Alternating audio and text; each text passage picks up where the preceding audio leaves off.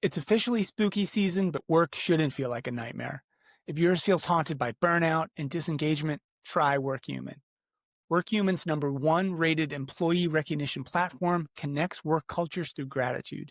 Employees thank each other for great work and redeem those thanks for millions of items and experiences, keeping them engaged and productive.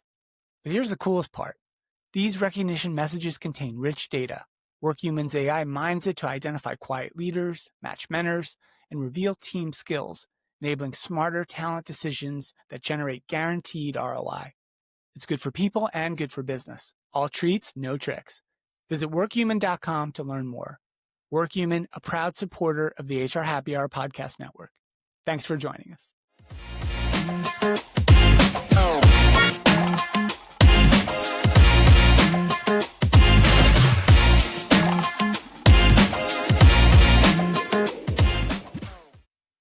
Welcome to the System of Record show on the HR Happy Hour Media Network, where we explore enterprise technology and the people behind it. My name's Steve Boese. I'm with Trish Steed. Trish, how are you? Hi, it's good to be here. Great to see you. Busy season. As we're recording this, we're off the road for 5 minutes, but yeah. That's right. I actually took 2 days off yesterday. I'm fully rejuvenated and ready for all the October and November travel. 2 days off. I'm not sure that was authorized, but okay, good for you. I'm glad you did that. We are going to talk enterprise tech, but I don't even know. I'm going to ask our guests to give us maybe we don't have a category of this technology, so I don't even want to try to guess what it is, but we have Ruby Kolesky here. She's the CEO at Joyous. Ruby, welcome. First of all, how are you? Thank you. I am good. It's nice and early over here in New Zealand. Great, coming to us from the future in New Zealand, and it's great to have you. Joyous is a wonderfully interesting and innovative technology, but I'm going to let you explain it to our listeners a little bit if they're not familiar. But first, let's learn a little bit more about you. You've got a pretty interesting backstory, I know, that's not maybe the typical enterprise tech CEO background. Maybe it should be. But so I'm actually originally born in South Africa. And all the way through high school growing up, I was adamant I was going to become either a comedian or a melodramatic stage actress. So very hippie oriented to comedy, and even studied musical theater and so on. And there came a time where I think the teachers were trying to make me be serious all the time, and I took massive offense to that. And so I did the next most logical thing, and I became a software engineer. And so, which I think is what the majority of failed comedians do, let's be honest. And so, that's just spiraled over time, and somehow now I'm the CEO of an AI tech company, and here we are today. Yeah, and Ruby, let me give us 60, 90 seconds, however long you want, about Joyous, because I was trying to spit out a category of software. I didn't really have it pop into my head, so maybe you can help our listeners understand Joyous a little bit. It's such a blessing and a curse, because we are, by and large, not pretty much the first to be doing the thing we're doing in the way that we're doing it. And so it's kind of great to be out there being the first, but it's like the frontier. Like, you have this problem where people are like, what do you do? So the simplest thing I can do is tell you that we are probably the most efficient, engaging, and like AI action-oriented alternative to legacy survey platforms like Qualtrics and so on. And that's because we don't do surveys. Instead, we do conversational chats, one-on-one chats, really fast with a large frontline workforces specifically. And we take these chats and we use AI to turn them into detailed action plans fast. So we can do what a traditional survey can do and more. Instead of it taking months, it takes minutes. And you actually can do something with that feedback out the other end. I think that's fascinating, especially since coming off of HR tech, where people are just now really starting to try and put a focus on the frontline workers, where it sounds like that's what you're designed for. You've been doing that. Is the participation rate better when you're doing it sort of that one-on-one instead of having a survey, I would imagine? Well, what's interesting about Joyous, it is and it isn't, but it also doesn't need to be. So you're really going for scale when you reach out to people, but you do not need a critical mass of data to be really confident that you can act, because What I would say would happen with traditional HR surveys, and you might have experienced this in a previous life at another company, is you really get hammered to reply Mhm. because the only thing they have as a success metric often is the response rate. How do you know you were Mhm. effective at your HR survey? Well, 89% of the workforce replied. Well, with Joyous, you need enough data to be confident on the actions you take. And then once you've taken those actions, you see an operational ROI in the business. You'll see a key business metric actually have an improvement in such a way that you can associate that with a return on that investment in a kind of cash oriented way. So initially, I'd say the response rates are probably similar.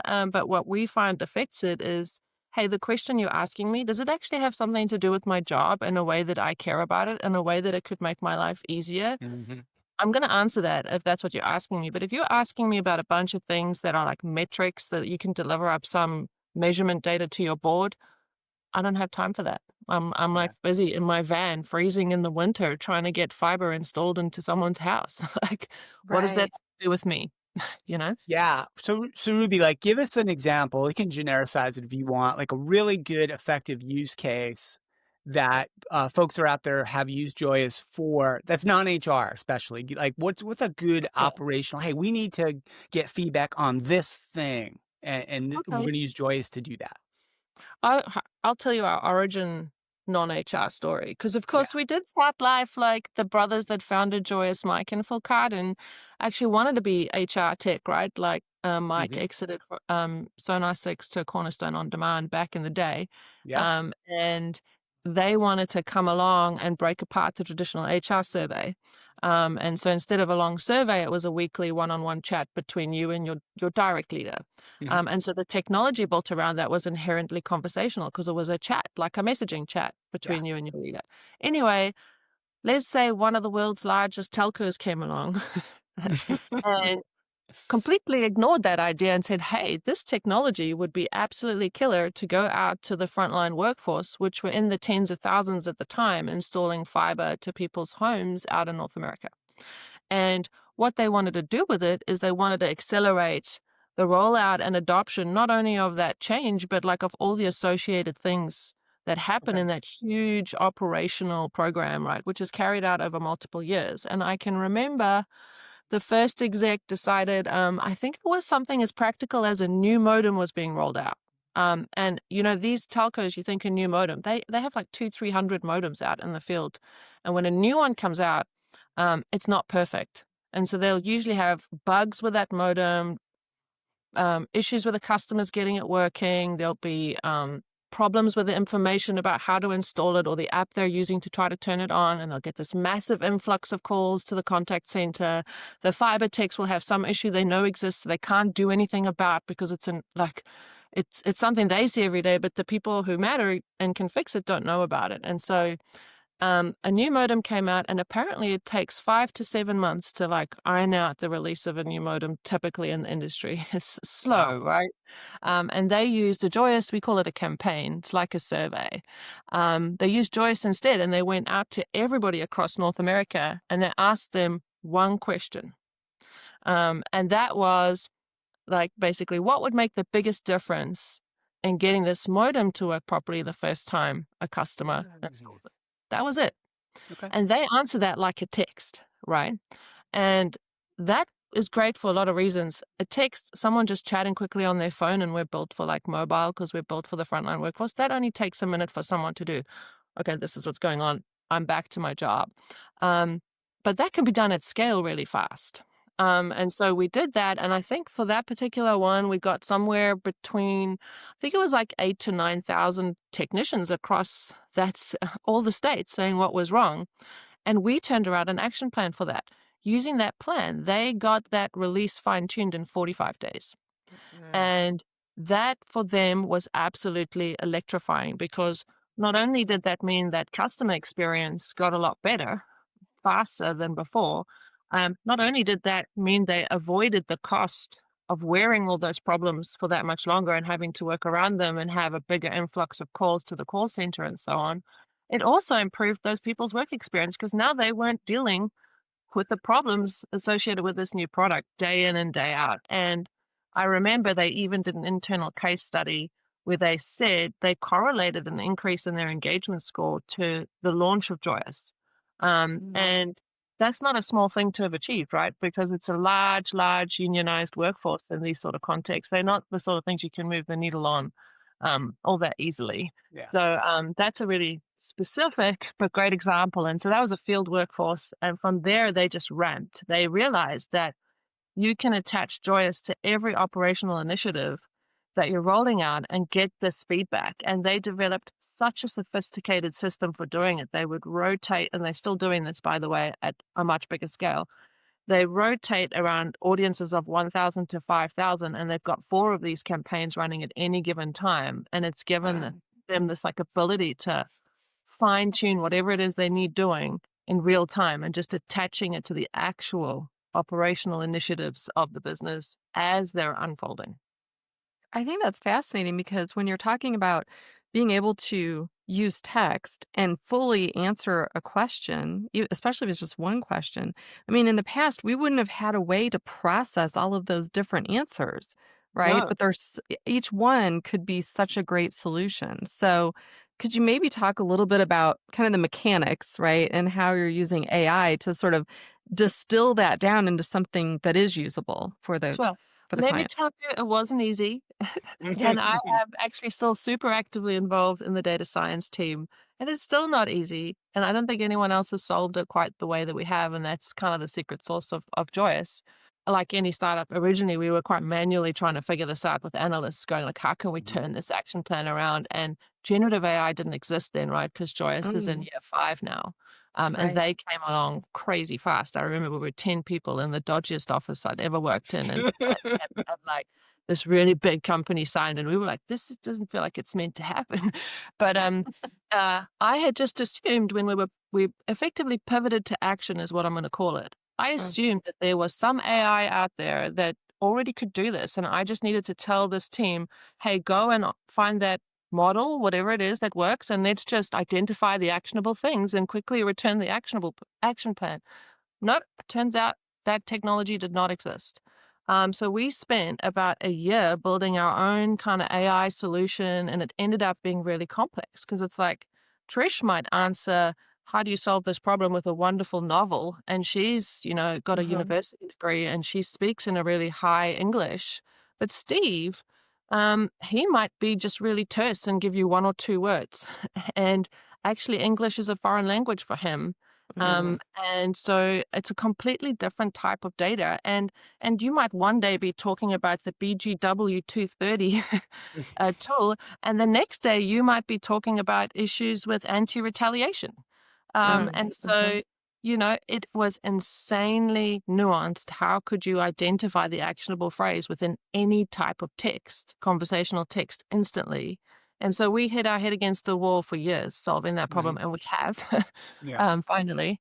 And what was funny when GPT came out, so I remember was OpenAI had GPT 3.5 come out, and Mike of all characters went and spent 2 days looking at it, and it was about 80% as effective as our in-house AI was after we spent a Wow. year on it. Our in-house AI got to about 50% of what a human analyst could do. Okay. GPT got to 80% out the box. And it was this magical moment for us. And I think we were the first person or company to productionize a serious implementation of GPT to enterprise Mhm. software as fast as we did. And the reason we could do that actually was because we spent a year figuring out what we actually wanted to get out of it. And it was really difficult. And we'd built these amazing data sets, which were synthetic ones, kind of taken as inspiration from the real data. And we knew exactly what we were looking for. And Gotcha. so what it does effectively is if Trish says something, it instantly goes, there's the actionable thing. There's the actionable thing. There's the actionable thing she said. And it does Yeah. that perfectly. What is the thing that you want to act on? What is the action you want to take? So that was really hard to get to. And then we have basically chained 10 different AI, very discrete applications of AI to go from those little Lego blocks of action to, okay, now they're in this big bucket of group. Now within that, there's these actionable themes. Now within that, there's these action items with these tasks. And based on the prevalence of what they're saying, this is the priority of them. And you literally end up with, you know, bundle the drywall screws with the modems, number one.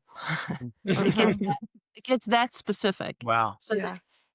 whoever that person is, whether it's an HR practitioner trying to operationalize some HR initiative, or whether it's a real functional leader running network operations for the business, they can see exactly what it is that they need to do. And our dashboard actually makes that really clear. So it's not, you know how a lot of AI tools, you chat to it and it tells you something back and you're like, okay, really, where's this? Can I trust this? Is this for real? Is it made some Sure. stuff up? Yeah. So ours, you can kind of instantly see it. You can link straight back to the phrases. You can jump straight back to the chats with the people, and you can even keep chatting to them in our tool as a human if you wanted to as well. So that's built a lot of trust. It's been hard won. We went from 15 steps in this process, all being done with humans, to now 12 of them are being done with AI. But you can still have a human kind of intervene and moderate and step in. And ultimately, humans still always decide what it is that they're actually going to do. So Sure.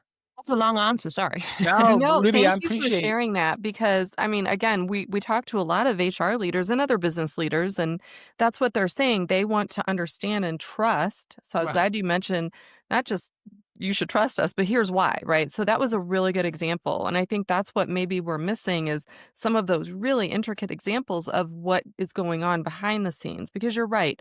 If we just go to some ChatGPT or one of the others, you're getting an answer and you don't have trust that it's correct. So I think that Yeah. was a perfect answer. Thank you so And much. honestly, you shouldn't trust it because this is one of the big challenges with us still, and we've had to create like a happy medium between the older AI, which is called NLP, natural language processing, and the newer AI, the generative AI, or the large language models, LLMs, because the large language models, the GPTs and the Geminis and so on, they actually still hallucinate all Oh, the time sure. with very small amounts of data. We get to beyond, say, 500-600, and they just drop things out and they start making things up. So we've had to put a lot of controls in place in code still to ensure the quality always stays like absolutely at the top, which for us is 90% plus of what a human can do. So I bet you there are actually people out there using GPT, trusting what they're being told, and some of it's made up. Yeah. Exactly. Yeah. It's crazy. You never get that feeling that the tool is been programmed to say, "Oh, I don't really know," like a human would. If you ask a Yeah. person, an analyst, a question, and they didn't know the answer, most likely they're going to say, "You know what? I don't know, but I'll go figure that out." Now, I'll come back to you with the Yeah. answers. The GPTs never seem to do that. Yeah. Occasionally, Well, I guess, but usually they'll just answer. yeah, I think it's like at the moment you see a lot of backing off when it thinks that it shouldn't, it's unsafe as a Yeah. topic. But otherwise, it's Yeah. absolutely conditioned to give you a response no matter what. And it's also conditioned to tell you that you're amazing and you're right. Well, In whatever it Good is you point. think. I do So get a lot of that, but yes, I understand that. Yeah. Well, I think, yeah, you have to, and sometimes you see something come up and you're like, wait a minute, I know that's not correct. And then it'll exactly. say, oh, you're right. You caught Sure, me. you're Like, right. if you knew that, why are you trying to get one over on me? Yeah, another So thing, Ruby, I appreciated with how your description of how this, the origin story and how it works and all the steps involved was the emphasis on the training data, right? That the model just has to learn from something, right? It doesn't know what that actionable bit of the response is until you tell it, right? You coach it. Like here's how you figure out what an actionable bit of response is. And I think we haven't talked about that enough in some of the conversations we're having around HR, AI data. Like, where's this model actually being trained from or trained I on? would I would love to answer that question Yeah. because there's a huge risk for businesses with regards to this in terms of not just, I mean, everyone thinks about risk in terms of PII, like personal information. Now the real risk is OII, organizational secrets, identifying information. So if a tool like ours, Joyous, is using a third party like OpenAI, which we are, yeah, and that's analyzing your secrets of your business, like, how do you trust that that's not going to leak out there to the world and your competitor is going to be able to steal your IP? That's the big question everyone needs to ask. And so there's, I think, like 2 to 3 lenses you have to be careful about as an HR practitioner if you're bringing on any tool that's analyzing data of your business. And so I'll get to the one you're saying, but number one, you've got to be looking for zero data retention. So whoever it is, they have something in place with that party that says you may never, ever, ever store our data in your system unless it is to process that request, called ZDR, zero data retention. So that's one. But be paranoid. Even so, mask out the organizational identifying information. Do not pass it to them. Hash it out so that even though they say it, don't trust them. So we do that. And then training is the third thing. Yeah. Training is where, like, you as an organization do not want, under any circumstances, the vendor or their third parties to be ever training their models on your data, because again, you've got this risk that it could get accidentally leaked out at any time. And so how we solve that problem is we never, ever, ever, ever, ever train any model, either Joyous or a third party, on actual customer data. And what we've done is we've created a data set in the one AI feature example we have, which is training for thematic analysis and action planning. Let's focus on that one because we have others. But what we've done is we've created a synthetic data set, which is inspired by customer data, but is by no means our customer data. It's a synthetic data set. It's about, the last time I checked, 6,000 pieces of data. So we take a base model from OpenAI and we do what's called fine-tuning that model with this data set we've created, which has a full representative example of any type of data you can imagine and what's the actionable thing inside it. And so we've trained it on that without actually giving away any customer secrets ever. And now it just works out the box. So you can be a new customer with us today. You can sign up and you can launch something within a couple of minutes. And as feedback starts coming in, it will get it right 90% of the time plus. Right. Out the box without ever needing to be trained on your data. And that's the best way you can avoid risk, I think, with secrets being leaked out in the world. And I just don't think a lot of companies are doing that. They are training the models on customer data I still. think so too. These are I great think so. questions, Ruby, that we're going to make sure, Trish, we put in some of our guides that we write, right, for folks to, hey, these are some of the questions you need to ask, right? I know we update that, it's probably due for an update, but these are great perspectives. It's Every funny you say January. that because we're busy writing a guide now about this because it doesn't seem it's one of those things, AI, where you kind of, I don't know, and like, who am I to ask, and what am I asking, or what answer I'm looking for, and so you can get black boxed a lot in this space. But it's like anything, it's actually really easy if you break it down and someone just spells it out to you. So we're busy writing a guide about that. I'll let you know when it's done. Yeah, for sure. Ruby, one of the other things we wanted to ask, we like to ask our guests who come on the show, or all the shows really, is kind of maybe abstract it a little bit or big picture, step back a little bit from, the actual nuts and bolts of what you guys are doing, which is really impressive and fascinating. And I'm glad we got to talk about that for a little bit. But just kind of what you're seeing climate-wise, and what are some of the challenges folks are having, particularly around AI, right? I mean, we talked about some of them, the technical implementations of AI, but we hear so much, at least over here, about folks just, organizations wrestling with these issues and, change management and figuring out, is it going to replace people or not replace people? And if it is, like, it's I feel like there's a lot of tension around AI, especially in the enterprise. I'd love your perspective on it as you work with your companies that you work with. Yeah. I mean, like, at a super meta level, I have like this really strong feeling like, there's all these companies that are going so hard at like ripping out real people and putting in AI agents to replace them, particularly around customer experience, service, and support. And I think my prediction, I'll go on the record, is that's going to completely and utterly fail. And happen is that it'll work for some really like narrow use cases, but the moments that matter, and AI is probably not going to be the thing you want to talk to when you're super pissed and you're about to miss a flight and you don't know what to do and you need someone to empathize with you. I mean, that's one of the reasons why I have that blog where I'm like really poking fun at SIG and everyone at Qualtrics, because they talk about that they're using AI to build empathy at scale. What a crock of, you know? And I think what's going to be interesting is what's going to happen is these companies are going to have material risk. They're going to offboard all these high value employees, replace them with agents. It's not going to work. And humans are going to become the premium experience again, because there is no sub for a human unless you're talking AI automation of like, steps in a workflow. And I think some of these companies are actually going to crash. and they're going to cease to exist because they're not going to be able to bring back the humans fast enough. So let's see how long it takes for this to be true. But that's one of my big Mhm. predictions. In terms of what do I see every day as I have people coming online and starting to use Joyous, I see a lot of pain that's not specific or technical. I Mhm. see we're at this point now where our product is that good that like if we show it to an executive or an HR practitioner or even a more functional operational lead, they get it and they want to use it straight away. Um, but it's like the procurement teams, which now have privacy and security, AI governance, legal and compliance involved, they are so bottlenecked with I can't tell you how big a list of tools leaders are trying to bring in with AI that you can sit in a queue for 3 or 4 months Yeah. before you can get to the top for your tool to be considered. And then, I mean, at the biggest extreme, one of the largest OEMs in the world, 17 different assessments we had to go through to get Whoa. signed off for a Wow. global master services agreement.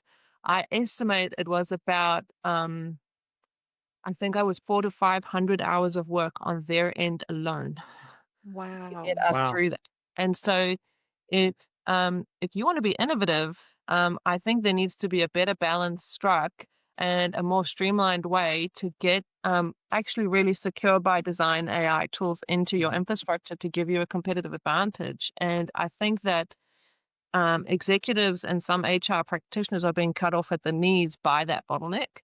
And to me, it's just objectively crazy, like that a legal or a security team is actually the one controlling the destiny of a business to some degree because your opportunity to gain a competitive advantage and be one of the first out there to adopt something can be hamstringed.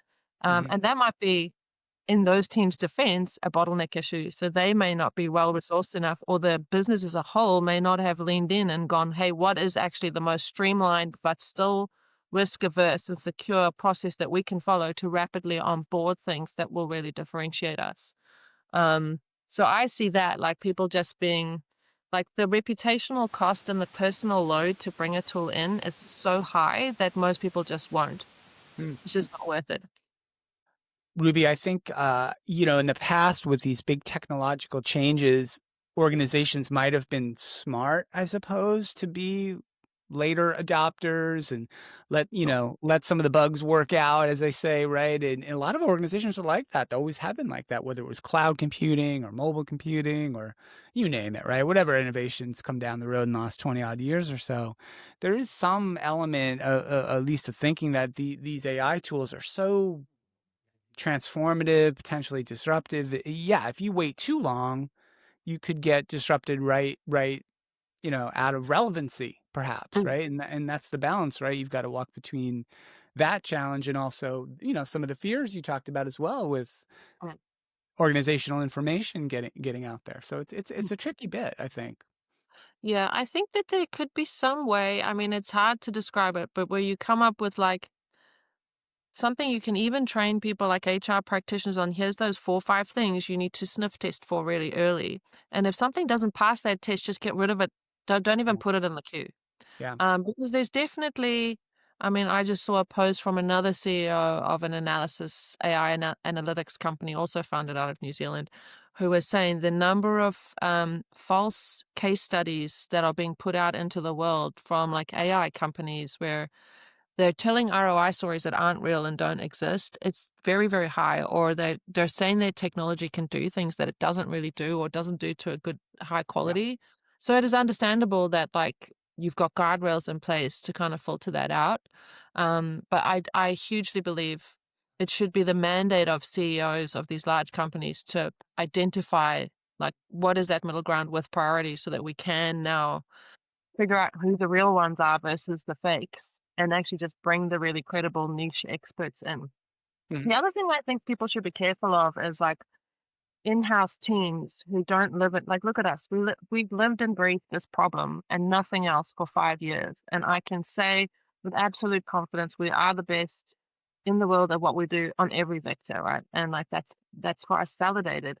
the idea that an in-house team could quickly come up with something that would get you anywhere near the quality that we could get is a crazy idea. Yeah. Mhm. Like, it would just Yeah. slow your business down, and you'd have no guarantee that how would they know what good looks like? How much time have they spent solving that problem? You'd have no idea if what they were actually doing was good or not, and that is a risk. So I Mhm. think that some companies building massive AI teams probably need to decide which use cases does that make sense for, and which does it make much more sense for to just go to like whoever that niche Yeah. expert is and just rapidly onboard them. Yeah. I love it. It's such practical advice. I mean, I'm taking notes myself, but I Mm. think that, the point being that a lot of these HR leaders are now being really looked to as the person who has to make some of these big decisions and recommendations, and they don't really know where to start. So I think what you're talking about really will help them have those more secure discussions within house before they are sort of taking that. But I also like the point, Steve, too. I think that I'd love to hear your thoughts on this, but where you're saying the CEO really needs to step in and make sure, or the entire C-suite, right?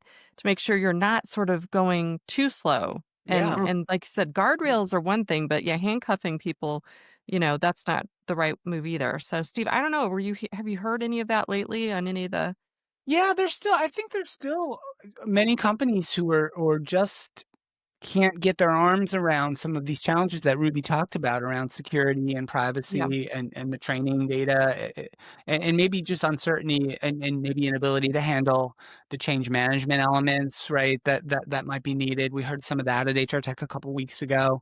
Mhm. Um, or folks just bringing this in on their own, right? The other thing we see in an organization, right, is especially a large one, right? Just scores and scores of people just either inside the network or outside the network using their own AI tools, right, to Right. further their Right. own needs, right? Sure. I think that's the choice you got to make is like you can let it happen from underneath you or you can lead it out from the front. Yeah. And which is better for the business. Yeah. From a risk perspective and governance perspective. Yeah, change management is an interesting one as well because when it comes to Joyous, which originally we were a fully transparent feedback platform, we still are, and by that I mean it's attributed feedback. When Steve Boese says, I need the drywall screws Right. bundled with the, you can see that it's Steve and you can chat back to Steve. Well, now you can turn on confidential or anonymous, but Okay. originally the number one objection we would get is like, whoa, no one's ready for this. Like the employees will never respond to this psychological safety. Like no one feels safe enough to provide their feedback Yeah. openly. Meanwhile, everyone on Insta, TikTok, Yeah. Google reviews, you name it, is like flaming people on the regular. Yeah. Um, and often in some of our use cases, actually your direct leader doesn't see your feedback, but also we're not asking you whether you think your direct leader is a dick or not. So Right. actually not psychologically safe to give your feedback openly. And we've had some HR teams or operational teams debate this for months before they launch as a big change management project. We need to train people on psychological safety. We need to train leaders to respond.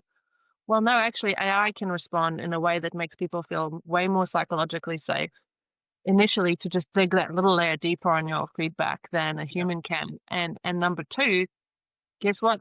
Your organization's way more ready for it than you are. That's actually the truth. And Yeah. every single Mhm. time these people have launched Joyous, people have been more like, oh, finally, someone's actually Yeah. asking me about this because this has been costing me like half an hour a day for years.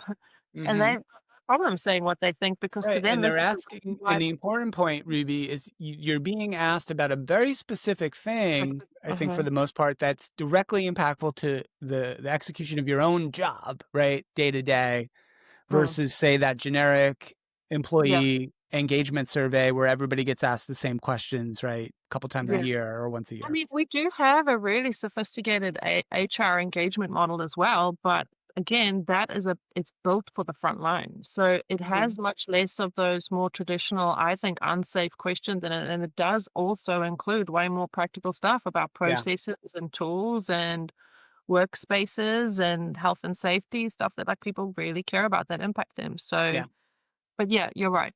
It's very specific. Super. This is super exciting, like, and interesting to me. Like, at the top, I sort of struggled a little bit with trying to characterize Joyous just in a name or in a category, because it's so easy, right, Trish, in what we do, or Right. any enterprise tech, right? Oh, that's a procurement system. Oh, that's a purchasing system, or a feedback system, or a recruiting system, right? Joyous is, yeah, it's surveying, but it's really it's kind of it's a system of operation, a system of engagement. We're Mhm. doing the system of record show, but like it's such a unique Hmm.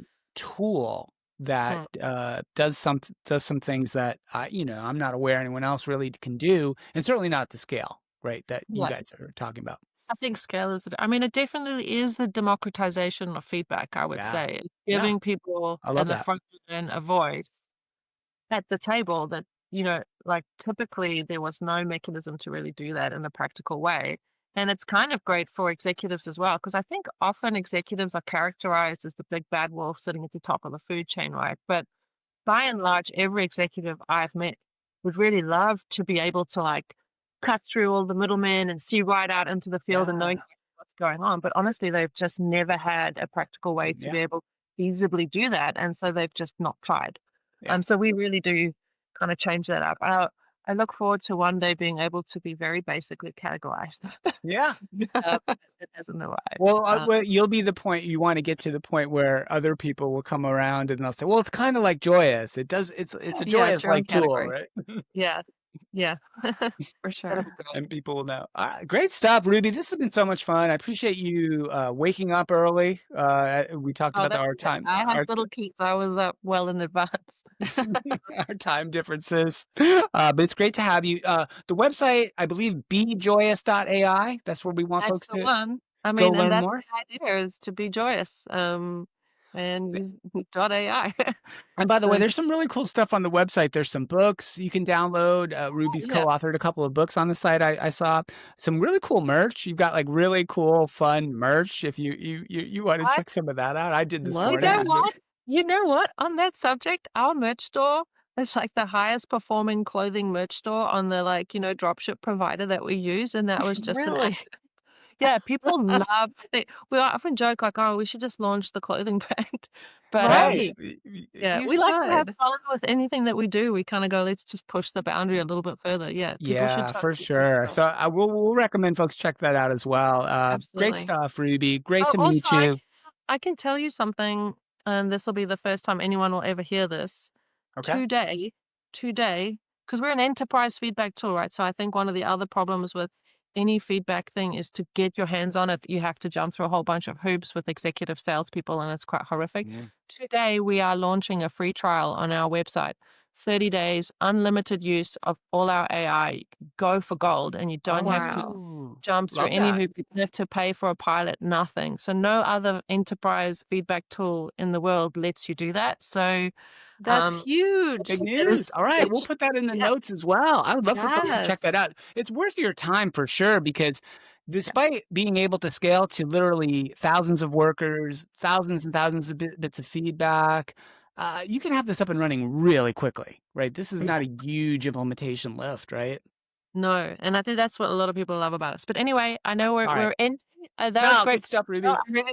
I'm gonna Trish, hunt you I right want down. to, before we let everybody go, Trish has some news as well. Trish told me before the show she's maybe transitioning off System of Record and leaving it to me for something else. I'd love for you to just shout that out.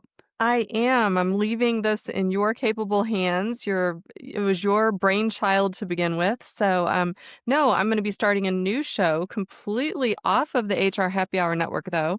It's called It's Just Life Here, and it's going to be a podcast and video show that I'm doing with my sister. And really, I think it came because we're constantly just talking about what we're going through, whether it be at work or with kids or relatives or whatnot. And I always say at the end of when we're talking about that, it's just life here. Like, this is Mm, what we're going through. So we thought we would bring that to the masses. We've got some really cool guests already lined up. cool. And yeah, so that'll kick off in just a couple weeks. But Love thank it. you for letting me be on the show, Of Steve. This has course. been really, really good. No, System of Record will plow forward as well. But You will. great stuff, Trish. We're excited for that. Ruby, we're excited for you and Joyous. Thank you so much again. We'll put the links in the show notes. And yeah, so check out all this show archives as well as all the archives, hrhappyhour.net. Subscribe, tell a friend, leave us a 5-star review, all the things you're supposed to do. Okay. Thank you, Ruby. Thank you, Trish. Well, my name's Steve. We'll see you next time. And bye for now.